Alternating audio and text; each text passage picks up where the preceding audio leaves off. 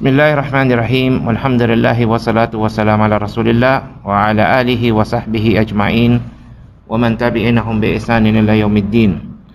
Sa pagkakataon namang ito ay pag-uusapan natin ang ika-4 na hadith sa Hadith An-Nawawi, ang mga ahadith na kinolekta ni Imam An-Nawawi.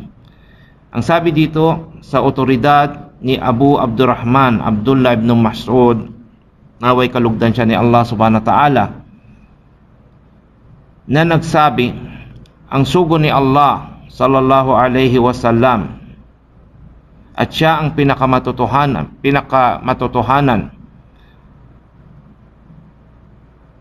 ang pinaniniwalaan, ay nagulat sa atin.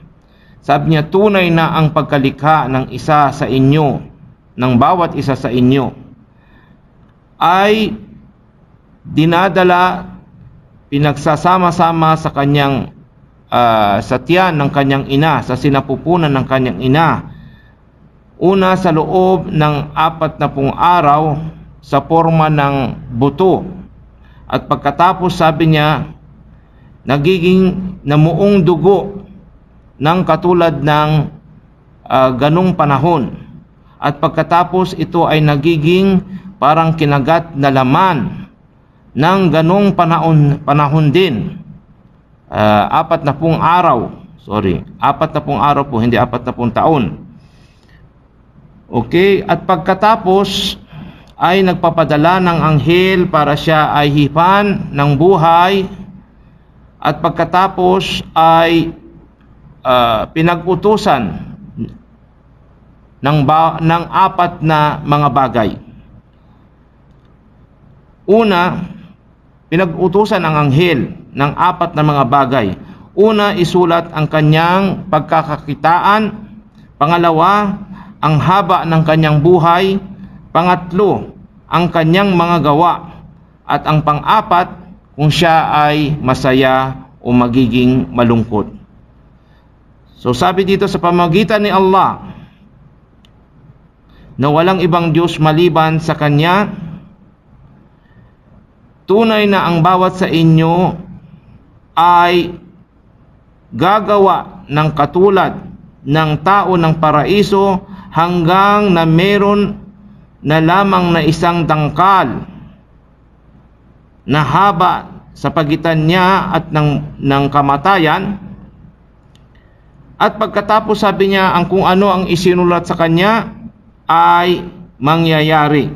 Kaya siya ay gagawa ng katulad ng gawa ng tao ng impyerno, at sa pamamagitan nito siya ay papasok rito.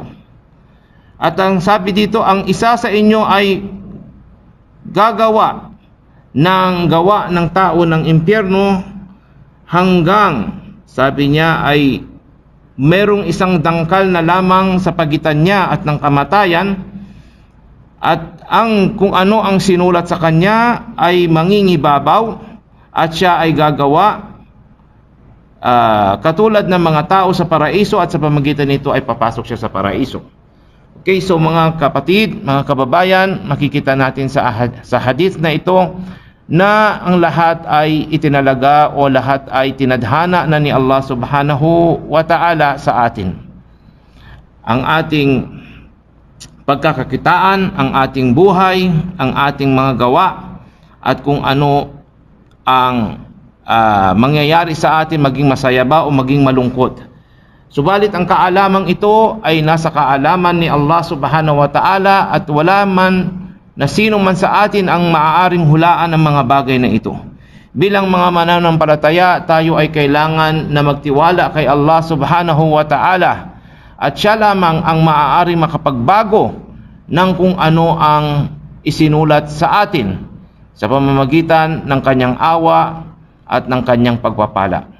So maraming salamat po sa inyong pakikinig, at subhanaka lahumma wa bihamdika wa nashhadu an la ilaha illa anta wa nastaghfiruka wa natubu ilaik. Wa salatu wa salam ala Rasulillah wa ala alihi wa sahbihi ajma'in wa man tabi'inahum bi ihsanin ila yaumiddin. Assalamualaikum warahmatullahi wabarakatuh.